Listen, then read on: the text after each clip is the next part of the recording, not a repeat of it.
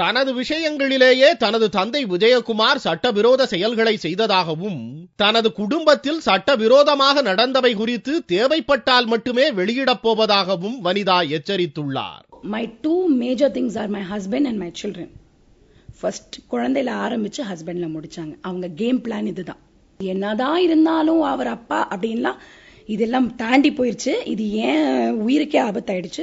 பல சட்ட விரோத செயல்கள் அவங்க செஞ்சிருக்காங்க என் வாழ்க்கையிலே. அதுக்கான மனு நான் கொடுத்திருக்கேன். தனது குடும்பத்தில் நடந்த பிரச்சனைகள் அனைத்துக்கும் காரணம் தனது அண்ணன் அருண் விஜயும் தனது தங்கையின் கணவர் இயக்குனர் ஹரியும் தான் என்று வனிதா குற்றம் சாட்டுகிறார்.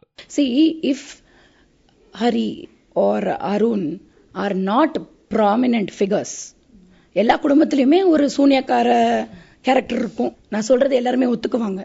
ஆனா என் குடும்பத்துல அன்பார்ச்சுனேட்லி எல்லாருமே பிரபலமா இருக்காங்க. சோ நான் யார் பேர் சொன்னாலும் அது என்னமோ அவங்கள வந்து நான் இழுக்கிற மாதிரி தான் இருக்கும்.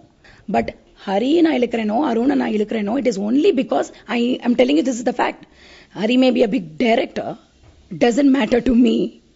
Okay, he's still my sister's husband, my brother-in-law, so-called brother-in-law, and he has no business in my family. Arun is a part of my family.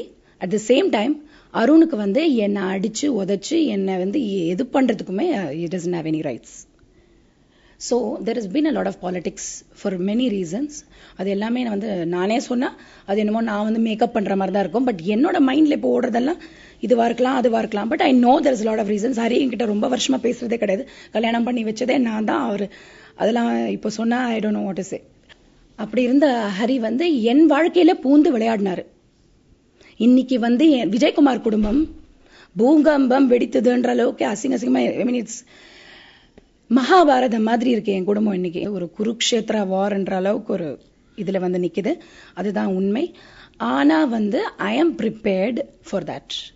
But தப்பு கணக்கு போட்டுட்டாங்க. எதுவா இருந்தாலும் நான் எதிர்த்து போராட தயாரா இருக்கேன். நான் எந்த தவறும் செய்யல. என் புருஷனும் எந்த தவறும் செய்யல. நானே முன்னுதாரணம். வனிதா உருக்கம் அடுத்த பகுதியில்.